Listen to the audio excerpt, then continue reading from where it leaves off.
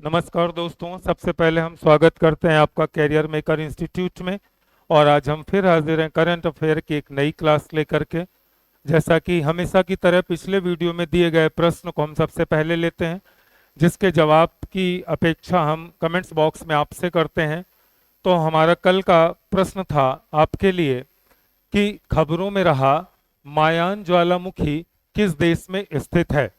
तो सही जवाब है इसका मित्रों फिलीपींस में। सभी दोस्तों ने इसके जवाब दिए हैं और सभी के जवाब सही हैं। यह है मायान ज्वालामुखी, फिलीपींस में। आप उसका चित्र अपने स्क्रीन पर देख रहे हैं। फिलीपींस का सबसे सक्रिय ज्वालामुखी मेयोन ज्वालामुखी है, जो अपनी ढलानों से धीरे धीरे लावा उगल रहा था, जिससे हजारों लोग सतर्क हो गए। ज्वालामुखी के क्रेटर के 6 किलोमीटर के दायरे में 12,800 से अधिक लोगों ने अनिवार्य निकासी में समुदायों को छोड़ दिया है, क्योंकि पिछले सप्ताह ज्वालामुखीय गतिविधि में वृद्धि हुई थी। हमारा अगला प्रश्न है, जो कि आज के करंट अफेयर का पहला प्रश्न है, कि किस संस्था ने रिपोर्ट जारी की है जिसका नाम है detox development repurposing environmentally harmful subsidy. चार ऑप्शन है हमारे पास: IMF, विश्व बैंक, नीति आयोग और WEF। तो सही जवाब है दोस्तों विश्व बैंक। विश्व बैंक ने हाल ही में detox development repurposing environmentally harmful subsidy report जारी की है। हाल ही में विश्व बैंक द्वारा detox development repurposing environmentally harmful subsidy शीर्षक से एक रिपोर्ट जारी की। इस रिपोर्ट के अनुसार कृषि, मछली पकड़ने और जीवाश्म ईंधन के लिए सब्सिडी पर बड़ी मात्रा में पैसा बर्बाद किया जाता है, जिसका उपयोग जलवायु परिवर्तन से निपटने और मानवता और पर्यावरण को नुकसान पहुंचाने के बजाय लाभ पहुंचाने के लिए किया जा सकता है। हमारा अगला प्रश्न है, समाचारों में रहा प्रकृति बहाली कानून किस क्षेत्र से संबंधित है। समाचारों में रहा प्रकृति बहाली कानून किस क्षेत्र से संबंधित है। तो चार ऑप्शंस हैं: USA, यूरोप, दक्षिण एशिया और ओशिनिया। तो सही जवाब है मित्रों यूरोप। यूरोप से संबंधित है। यूरोपीय ग्रीन डील 2019 में शुरू की गई, जिसमें वर्ष 2050 तक जलवायु तटस्थता प्राप्त करने के लिए यूरोपीय संघ EU का मार्गदर्शन करने के उद्देश्य से नीतिगत पहलों का एक संग्रह शामिल है। इसका वर्तमान जनादेश मध्य तक जलवायु तटस्थता प्राप्त करने के लिए क्षेत्र के लिए है। इस सदी का यूरोपीय संसद की पर्यावरण समिति ने प्रकृति बहाली कानून को अस्वीकार करने के लिए यूरोपीय पीपल्स पार्टी द्वारा पेश किए गए संशोधन पर 44.44 मतदान किया है। हमारा अगला प्रश्न है, वैभव फेलोशिप कार्यक्रम भारत सरकार के किस विभाग द्वारा कार्यान्वित किया जाता है। वैभव फेलोशिप कार्यक्रम भारत के सरकार के किस विभाग द्वारा कार्यान्वित किया जाता है। चार ऑप्शंस हैं: पहला विज्ञान और प्रौद्योगिकी विभाग, आर्थिक मामलों का विभाग, सामाजिक न्याय विभाग और राजस्व विभाग। तो सही जवाब है विज्ञान एवं प्रौद्योगिकी विभाग भारत सरकार का एक विभाग है जो वैभव फेलोशिप कार्यक्रम आयोजित करता है। विज्ञान और प्रौद्योगिकी विभाग DST विज्ञान और प्रौद्योगिकी मंत्रालय ने वैश्विक भारतीय वैज्ञानिक वैभव फेलोशिप कार्यक्रम शुरू किया है। कार्यक्रम का उद्देश्य सहयोगी अनुसंधान के लिए भारतीय शैक्षणिक और अनुसंधान एवं विकास संस्थानों के साथ भारतीय STEMM डायस्पोरा विज्ञान, प्रौद्योगिकी, इंजीनियरिंग, गणित और चिकित्सा को जोड़ना है।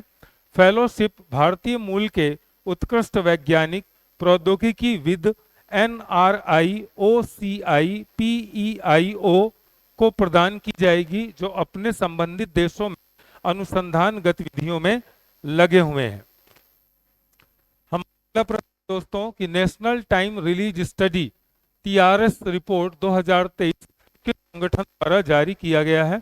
नेशनल टाइम रिलीज, तो इसका सही जवाब है केंद्रीय अप्रत्यक्ष कर और सीमा शुल्क बोर्ड CBIC ने national time release study report 2023 जारी की है। National time release study TRS report 2023 प्रत्यक्ष कर और सीमा शुल्क बोर्ड CBIC द्वारा जारी की जाती है। टाइम रिलीज स्टडी TRS एक प्रदर्शन माप उपकरण है जिसका उद्देश्य कार्गो रिलीज समय यानी सीमा शुल्क स्टेशन पर कार्गो के आगमन से लेकर आयात के मामले में घरेलू निकासी के लिए आउट ऑफ चार्ज तक लगने वाले समय का मात्रात्मक माप प्रस्तुत करना है। सीमा शुल्क स्टेशन पर कार्गो का आगमन निर्यात के मामले में वाहक के अंतिम प्रस्थान तक है। हमारा अगला प्रश्न है जूली लद्दाख। जूली का मतलब होता है हेलो। जूली लद्दाख नामक एक आउटरीच कार्यक्रम किस संगठन द्वारा आयोजित किया गया है? 4 ऑप्शंस हैं, Indian navy, ISRO, Indian oil limited और गूगल। तो सही जवाब है इंडियन नेवी।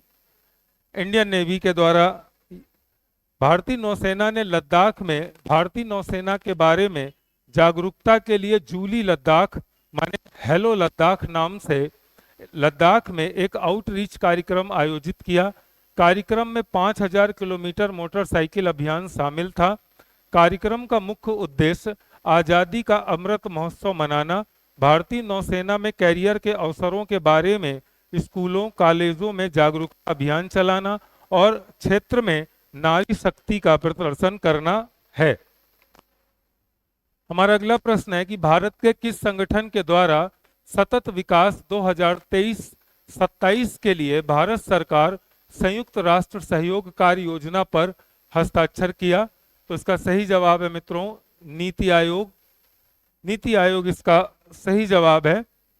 सतत विकास फ्रेमवर्क 2023-27 के लिए भारत के नीति आयोग एवं संयुक्त राष्ट्र संघ के बीच एक MOU माने समझौता पर हस्ताक्षर किया गया।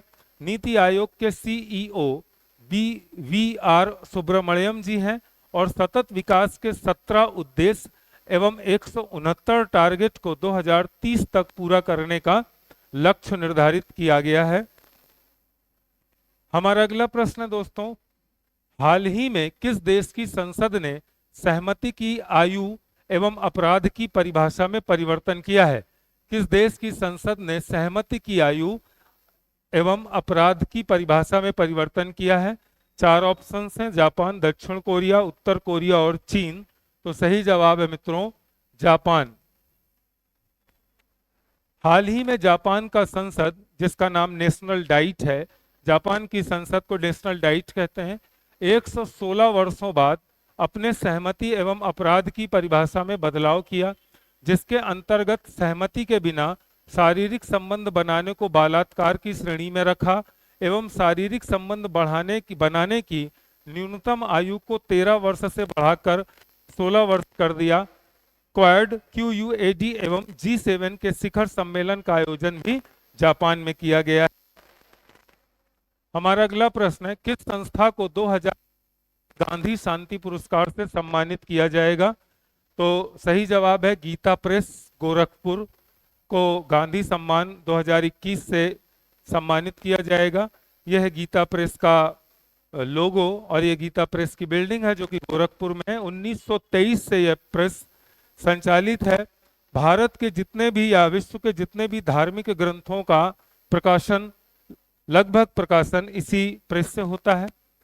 1995 से गांधी जी की 125वीं वर्षगांठ के शुभ अवसर से भारत के सांस्कृतिक मंत्रालय के द्वारा सामाजिक एवं आर्थिक क्षेत्र में अच्छा कार्य करने के कारण प्रत्येक वर्ष गांधी शांति पुरस्कार दिया जाता है। इस वर्ष 2021 के गांधी शांति पुरस्कार गोरखपुर के गीता प्रेस को दिया जाएगा। इस पुरस्कार में 1 करोड़ रुपए की पुरस्कार राशि दिया जाता है। 2020 का गांधी पुरस्कार बांग्लादेश के शेख मुजीबुर रहमान को दिया गया था। हमारा अगला प्रश्न है हाल ही में किस राज्य के मुख्यमंत्री के द्वारा नागरिकों की सुरक्षा के लिए एक ऐप लॉन्च किया गया है? तो प्रश्न है इसका जवाब है मित्रों अरुणाचल प्रदेश।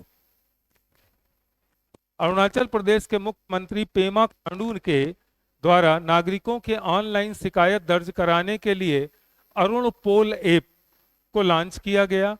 अरुणाचल प्रदेश के नए राज्यपाल जनरल के.टी. परनाइक बनाए गए हैं, जबकि उसके पहले राज्यपाल बी.डी. मिश्रा को लद्दाख का लेफ्टिनेंट गवर्नर बना दिया गया है।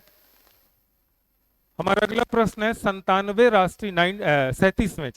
37वें राष्ट्रीय खेलों नेशनल गेम्स के लिए शुभंकर किसके द्वारा लॉन्च किया गया है? 4 ऑप्शंस हैं, प्रमोद सावंत, नरेंद्र मोदी, अमित शाह, राजनाथ सिंह। तो प्रमोद सावंत आपके स्क्रीन पर दिख रहे हैं, प्रमोद सावंत। इन्होंने 37वें राष्ट्रीय खेलों के लिए शुभंकर जारी किया है। गोवा के डॉक्टर श्यामा प्रसाद मुखर्जी स्टेडियम में आयोजित एक उत्सव के दौरान खेले जाने वाले 37वें राष्ट्रीय खेलों के लिए गोवा के मुख्यमंत्री प्रमोद सावंत जी के द्वारा शुभंकर मोगा को लॉन्च किया गया है। कोंकणी भाषा में मोगा का अर्थ होता है प्यार। इस राष्ट्रीय खेलों में कुल 43 खेलों का आयोजन किया जाएगा, जिसमें इस वर्ष पंजाब का गटका कराटे गेम भी शामिल किया गया है। हमारा आज का प्रश्न आपके लिए है मित्रों, बहुत आसान सा प्रश्न है कि जगन्नाथ रथ यात्रा हाल ही में किस राज्य में निकाली गई? 4 ऑप्शंस हैं, उड़ीसा, कर्नाटक, मध्य प्रदेश और आंध्र प्रदेश। तो मुझे मालूम है आप सभी मित्रों को इसका जवाब बेहतर पता है, लेकिन फिर भी हम आपसे आंसर की अपेक्षा कमेंट्स बॉक्स में करते हैं, और आप हमेशा करते हैं, उसके लिए हम धन्यवाद देते हैं। और मिलते हैं हम एक नई करंट अफेयर क्लास के साथ। तब तक के लिए मित्रों आपसे विदा, नमस्कार और धन्यवाद।